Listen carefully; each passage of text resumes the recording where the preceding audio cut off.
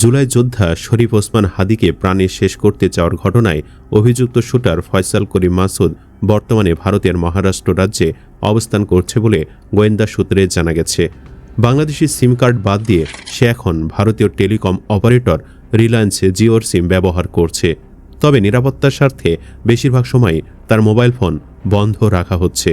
আইনশৃঙ্খলা বাহিনীকে বিভ্রান্ত করতে ফয়সাল মোবাইল ফোনে ভিপিএন ব্যবহার করে বিভিন্ন দেশের লোকেশন দেখাচ্ছিল। কখনো সিঙ্গাপুর, কখনো থাইল্যান্ড, আবার কখনো পুরান ঢাকার অবস্থান ভেসে উঠছিল তার ফোনে।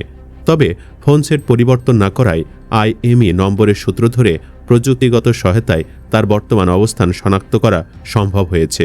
এ সময় তার সঙ্গে সহযোগী মোটর সাইকেল চালক আলমগীর শেখও রয়েছে বলে জানা গেছে। এদিকে বাংলাদেশ সরকার ফয়সালকে ভারত থেকে ফেরাতে কোনো ব্যবস্থা গ্রহণ করবে কিনা সে বিষয়ে জানার চেষ্টা করেছে আমাদের টিম। স্বরাষ্ট্র মন্ত্রণালয়ের এক কর্মকর্তা নাম না প্রকাশের শর্তে বলেন, বাংলাদেশ সরকার ভারতীয় দূতাবাসের সাথে যোগাযোগ করছে। এদিকে ভারতে নিযুক্ত বাংলাদেশের হাই কমিশনারও ভারতের পররাষ্ট্র মন্ত্রণালয়ে যোগাযোগ করছে। এদিকে হত্যা চেষ্টার পেছনে কারা অর্থায়ন করেছে তা উদ্ঘাটনে জোর তদন্ত চলছে। ফয়সালের ব্যাংক হিসাবে লেনদেন বিশ্লেষণ করে অর্থের উৎস চিহ্নিত করার চেষ্টা করছেন তদন্তকারীরা। ইতোমধ্যে তার সব ব্যাংক অ্যাকাউন্ট জব্দ করা হয়েছে। পুলিশের অপরাধ তদন্ত বিভাগের ফাইন্যান্সিয়াল ক্রাইম ইউনিট এ সংক্রান্ত তথ্য পেতে বাংলাদেশ ফাইন্যান্সিয়াল ইন্টেলিজেন্স ইউনিটের কাছে চিঠি পাঠিয়েছে। হত্যা চেষ্টায় ব্যবহৃত আগ্নেয়াস্ত্র উদ্ধারে গুরুত্বপূর্ণ অগ্রগতি এসেছে। র্যাব নরসিংদীর একটি লেক থেকে 3টি অস্ত্র উদ্ধার করেছে। তদন্তে জানা যায়, ঘটনার পর ফয়সাল আগারগাঁওয়ে তার বোনের বাসায় অস্ত্র ভর্তি একটি কালো ব্যাগ লুকিয়ে রাখে। পরে শ্যালক ওয়াহিদ আহমেদ শিপুর মাধ্যমে সেটি নরসিংদীর গ্রামে পাঠানো হয়। ফয়সালের নির্দেশে স্থানীয় এক যুবকের হাতে পৌঁছানোর পর আলামত নষ্ট করতে ব্যাগটি লেকে ফেলে দেওয়া হয়। উদ্ধারকৃত ব্যাগে 2টি বিদেশি পিস্তল, 2টি ম্যাগাজিন, একটি খেলনা পিস্তল এবং 41 রাউন্ড গুলি পাওয়া গেছে। এর আগে আগারগাঁওয়ের একটি বাসার নিচ থেকে আরও 2টি ম্যাগাজিন ও 11 রাউন্ড গুলি উদ্ধার করা হয়। এ ঘটনায় এখন পর্যন্ত 10 জনকে গ্রেফতার করা হয়েছে। ফয়সালের বাবা হুমায়ুন কবির ও মা মোসাম্মদ হাসি বেগম আদালতে ফৌজদারি কার্যবিধির 164 ধারায় জবানবন্দি দিয়েছেন। তাদের বক্তব্যে তদন্তকারীরা ঘটনার একটি স্পষ্ট চিত্র পেয়েছেন বলে জানা গেছে। ঢাকা মহানগর গোয়েন্দা পুলিশের মতিঝিল বিভাগের এক ঊর্ধ্বতন কর্মকর্তা জানান, বর্তমানে কয়েকজন আসামি রিমান্ডে রয়েছে এবং নতুন করে আরও কয়েকজনকে গ্রেফতার দেখিয়ে আদালতে হাজির করা হয়েছে।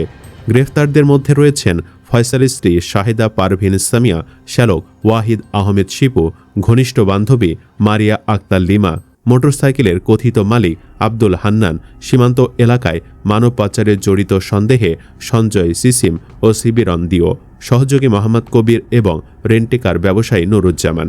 হত্যাচেষ্টায় ব্যবহৃত মোটরসাইকেল, হেলমেট ও ভুয়া নম্বর প্লেট উদ্ধার করেছে সিটিটিসি।